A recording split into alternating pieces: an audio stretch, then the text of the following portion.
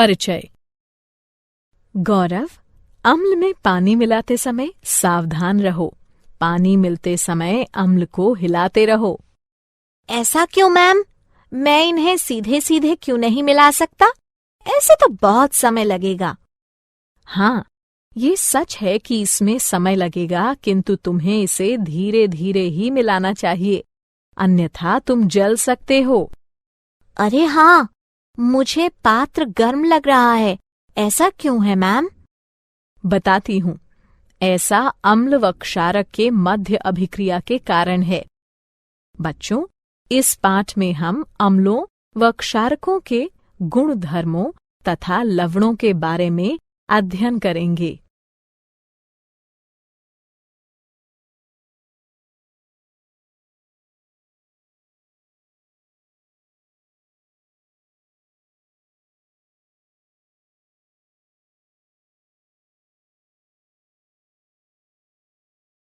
उद्देश्य।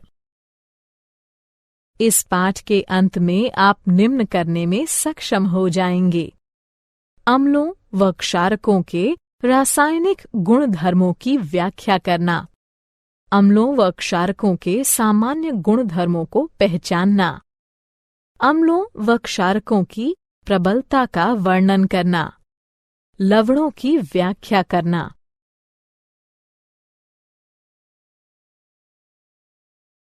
अम्लों व क्षारकों के रासायनिक गुण धर्म।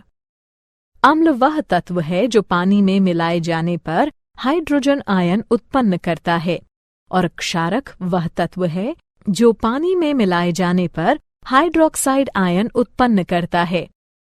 अम्ल व क्षारक दोनों ही के रासायनिक गुणधर्म भिन्न भिन्न होते हैं। आइए इनके गुणधर्मों का अध्ययन करते हैं। अम्लों व क्षारकों के रासायनिक गुणधर्म कुछ इस प्रकार हैं। गंधीय सूचक। मान लीजिए आपको 4 रसायन दिए जाते हैं और अम्ल या क्षारक के रूप में उनकी पहचान करने को कहा जाता है। आप कैसे पहचानेंगे? आइए पता लगाते हैं। हमारे पास गंधीय सूचक है जो बताते हैं कि कोई तत्व विशेष गंध में परिवर्तन के कारण अम्ल या क्षारक है। इनका प्रयोग प्रयोगशालाओं में गंधीय अनुमापन नामक प्रक्रिया द्वारा यह देखने के लिए किया जाता है कि कोई विलयन अम्ल है या क्षारक। गंधीय सूचक इस सिद्धांत पर कार्य करते हैं कि जब कोई अम्ल या क्षारक किसी तत्व में मिलाया जाता है तो उसकी गंध का पता नहीं लगाया जा सकता। उदाहरणार्थ, लाल पत्ता गोभी का रस। इस द्रव का रंग नीला बैंगनी होता है, परंतु जब यह अम्लीय तत्वों के संपर्क में आता है तो लाल हो जाता है, और जब क्षारक के संपर्क में आता है तो हरा या कभी-कभी पीला हो जाता है।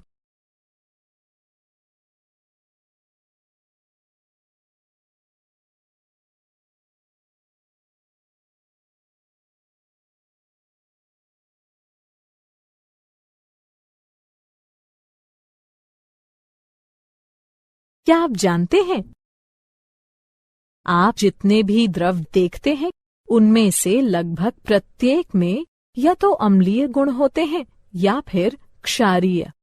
जल यानी H2O अम्ल व क्षारक दोनों हो सकता है। इसे कुछ अभिक्रियाओं में अम्ल माना जा सकता है, जबकि अन्य में क्षारक। जल अम्ल या क्षारक बनाने के लिए स्वयं के साथ भी अभिक्रिया कर सकता है।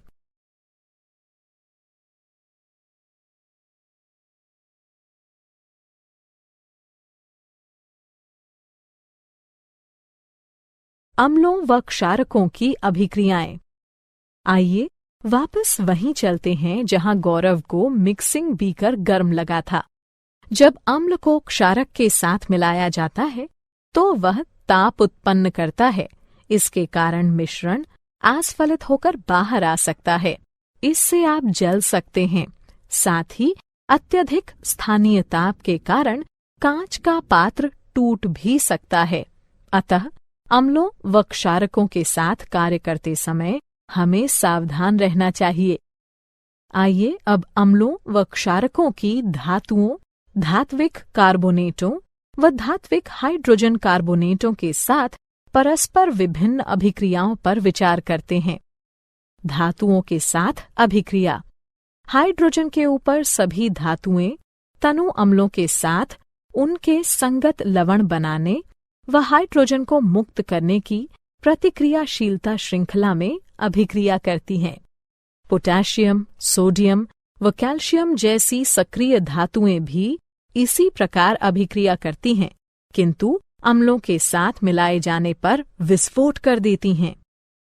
धातु कार्बोनेटों व धातु हाइड्रोजन कार्बोनेटों के साथ अभिक्रिया।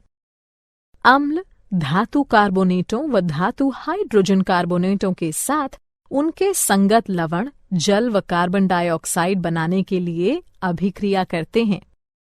परस्पर अभिक्रिया। अम्ल व क्षारक एक दूसरे के रासायनिक विलोम हैं। इनकी परस्पर अभिक्रिया एक दूसरे के प्रभाव को शून्यकृत कर देती है। इसे उदासीनता अभिक्रिया कहते हैं। इस अभिक्रिया में किसी अम्ल को क्षारक के साथ मिलाया जाता है और ऐसा करने से जल का एक अणु तथा विशिष्ट लवण बनता है। धात्विक व अधात्विक ऑक्साइड की अभिक्रियाएं। अब जबकि आप देख चुके हैं कि अम्ल व क्षारक धातुओं व हाइड्रोजन कार्बोनेटों से तथा परस्पर कैसे अभिक्रिया करते हैं, आइए देखते हैं कि अम्ल धात्विक ऑक्साइडों के साथ तथा क्षारक अधात्विक ऑक्साइडों के साथ कैसे अभिक्रिया करते हैं। धात्विक ऑक्साइडों की अम्लों के साथ अभिक्रिया। वे ऑक्साइड जो हाइड्रोक्सिल आयनों को उनके अणुओं से संलग्न करते हैं, क्षारकीय ऑक्साइड कहलाते हैं। ये ऑक्साइड अम्लों के साथ अभिक्रिया करने पर उदासीन हो जाते हैं। क्षारकीय हाइड्रोक्साइड अम्ल, लवण तथा जल उत्पन्न करने के लिए उदासीनीकरण अभिक्रिया करते हैं। अधात्विक ऑक्साइडों की क्षारकों के साथ अभिक्रिया। कैल्शियम हाइड्रोक्साइड की कार्बन डाइऑक्साइड के साथ अभिक्रिया लवण तथा जल उत्पन्न करती है। ये अभिक्रिया क्षारकों व अम्लों के मध्य होने वाली अभिक्रिया के समान है। इससे सिद्ध होता है कि अधात्विक ऑक्साइडों की प्रकृति अम्लीय होती है।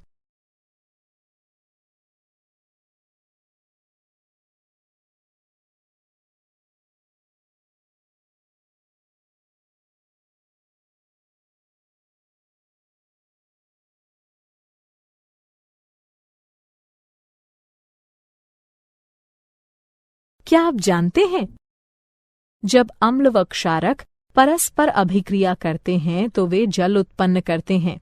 अम्ल H+ आयन उत्सर्जित करता है तथा क्षारक OH- आयन के साथ उसका संयोजन करके उसे ग्रहण करता है।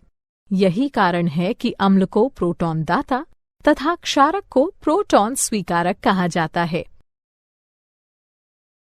जल के साथ अभिक्रिया। जब अम्लों को किसी जलीय विलयन में मिलाया जाता है तो वे आयन उत्पन्न करते हैं।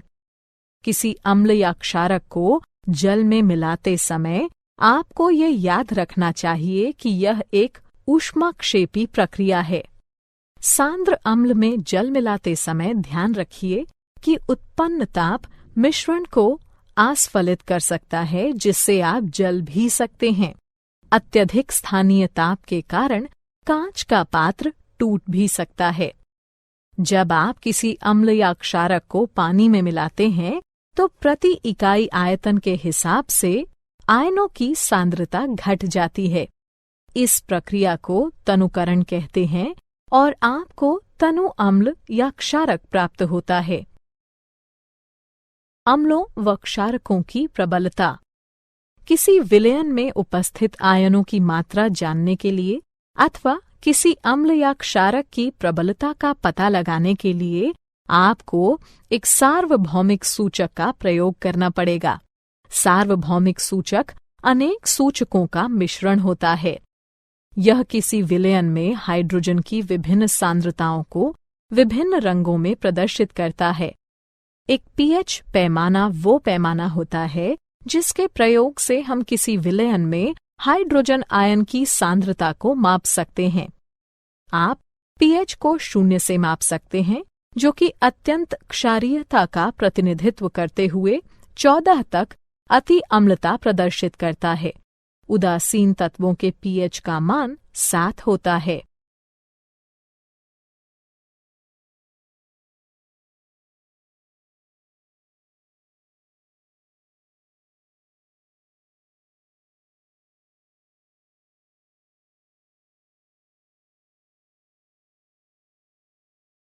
क्या आप जानते हैं, सभी अम्लों के गुण धर्म समान होते हैं। आप जानते हैं कि धातुओं के साथ अम्लों की अभिक्रिया कराए जाने पर हाइड्रोजन गैस उत्सर्जित होती है। इससे सिद्ध होता है कि हाइड्रोजन सभी अम्लों में विद्यमान है। तथापि आपको ये पता लगाना होगा कि क्या हाइड्रोजन रखने वाले सभी तत्वों में अम्लीय गुण धर्म पाए जाते हैं।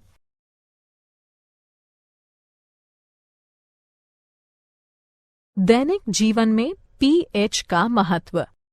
आइए अपने दैनिक जीवन के कुछ ऐसे उदाहरणों को देखते हैं जहां पीएच एक महत्वपूर्ण भूमिका निभाता है। मृदा या मृदा अभिक्रिया का पीएच मृदा की अम्लता अथवा खारापन बताता है। इसे पीएच इकाइयों में मापा जाता है।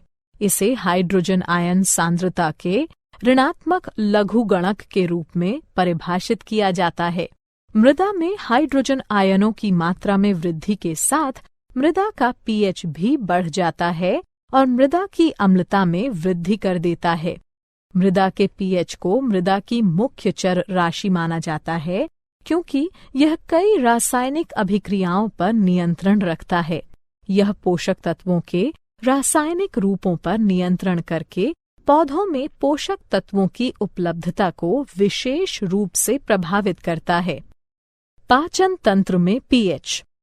हमारा उदर हाइड्रोक्लोरिक अम्ल उत्पन्न करता है, जो कि उदर को हानि पहुंचाए बिना भोजन पचाने में सहायता करता है। जब उदर अत्यधिक अम्ल उत्पन्न करने लगता है तो यह अपच हो जाता है तथा उदर में दर्द व जलन होने लगती है। इस दर्द से छुटकारा पाने का उपाय क्षारकों का प्रयोग है, जिन्हें प्रत्यम्ल कहते हैं, जो कि अतिरिक्त अम्ल को उदासीन कर देते हैं। पीएच परिवर्तन के कारण दंतक्षय। दंतक्षय का कारण है दंतवल्क का संक्षारण। कैल्शियम फॉस्फेट से निर्मित दंतवल्क हमारे शरीर का कठोरतम पदार्थ हैं। यह जल में विलेय नहीं है, किंतु मुख की पीएच का मान 5.5 से कम होने पर यह संक्षारित हो जाता है। हमारे मुख में उपस्थित बैक्टीरिया भोजन के बाद मुख में बची अवशिष्ट शर्करा तथा खाद्य पदार्थों का निम्नीकरण करके अम्ल उत्पन्न करते हैं। इसे रोकने के लिए भोजन के पश्चात हर बार मुंह साफ कीजिए। साथ ही क्षारीय टूथपेस्टों का प्रयोग करने से अतिरिक्त अम्ल उदासीन होता है तथा दंतक्षय रुक जाता है।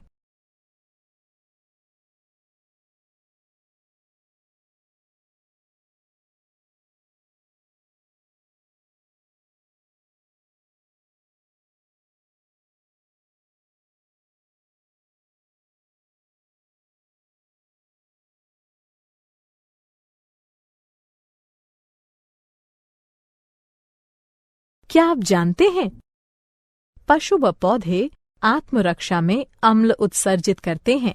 उदाहरणार्थ मधुमक्खी का डंक, चींटी का डंक या बिच्छू पौधे के कांटे।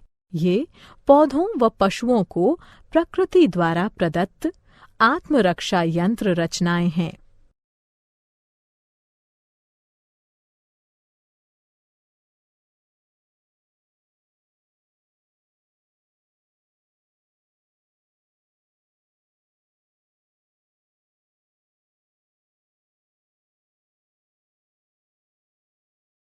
लवण परिवार।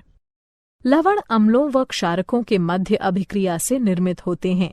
जब अम्ल का H+ आयन धातु या अमोनियम के आयन से बदला जाता है, तब लवण बनते हैं। एक जैसे ऋणात्मक या धनात्मक मूलक एक ही परिवार के कहलाते हैं। उदाहरणार्थ NaCl व Na2SO4 सोडियम लवणों के परिवार से हैं। इसी प्रकार NaCl व KCl क्लोराइड लवणों के परिवार से हैं।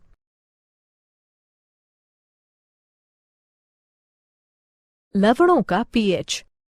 यहाँ लवणों का pH दिया गया है। एक प्रबल अम्ल व एक प्रबल क्षारक 7 pH के मान का होता है। एक प्रबल अम्ल व एक दुर्बल क्षारक 7 से कम pH के मान का होता है। एक प्रबल क्षारक व एक दुर्बल अम्ल 7 से अधिक pH के मान का होता है।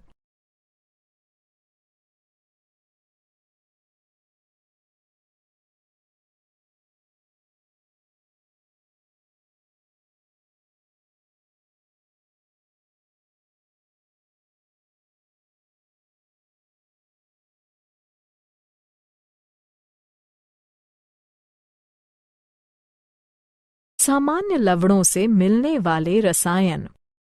लवणों से प्राप्त होने वाले कुछ रसायन निम्नलिखित हैं। सामान्य नमक। सामान्य नमक, जिसका रासायनिक नाम सोडियम क्लोराइड है, एक आयनीय यौगिक है और इसका सूत्र NaCl है। इसी के कारण समुद्र का जल खारा होता है। खाद्य नमक का मुख्य अवयव होने के नाते यह एक मसाले व खाद्य परीक्षक के तौर पर सामान्यतः प्रयोग में लाया जाता है।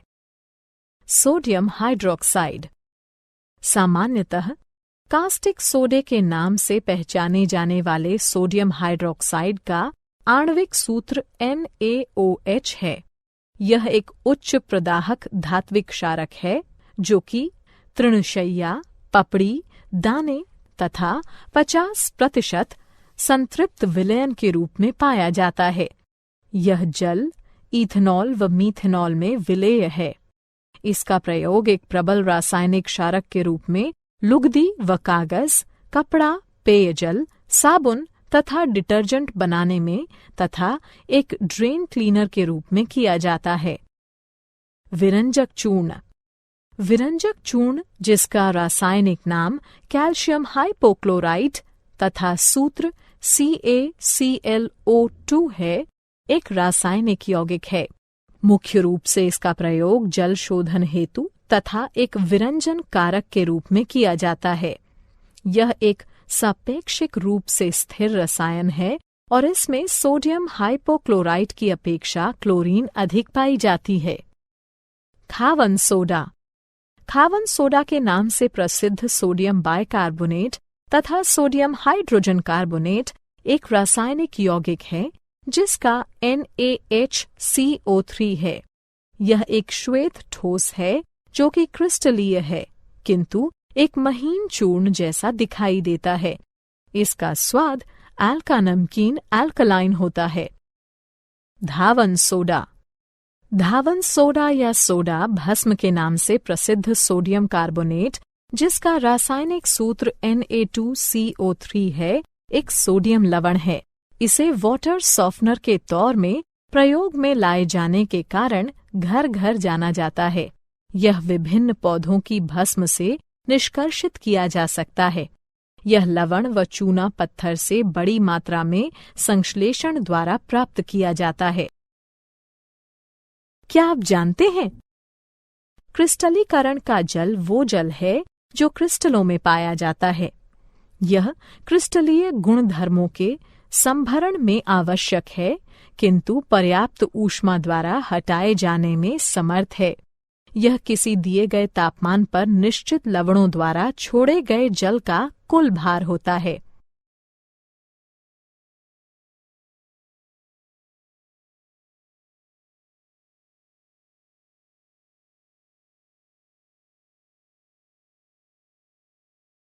सारांश। आइए हमने जो कुछ सीखा है उसे संक्षेप में दोहराएं। अम्ल वो पदार्थ है जो जल में मिलाए जाने पर हाइड्रोजन आयन उत्पन्न करता है, जबकि क्षारक वो पदार्थ है जो जल में मिलाए जाने पर हाइड्रोक्साइड आयन उत्पन्न करता है। गंधीय सूचक पदार्थ विशेष की गंध में परिवर्तन के द्वारा ये बताते हैं कि वह पदार्थ अम्ल है या क्षारक। आप जो भी द्रव देखते हैं उसमें या तो अम्लीय लक्षण होंगे या फिर क्षारकीय। हाइड्रोजन से ऊपर सभी धातुएं अपने अपने लवण बनाने व हाइड्रोजन को मुक्त करने के लिए अभिक्रियाशीलता श्रृंखला में तनु अम्लों के साथ प्रतिक्रिया करती हैं।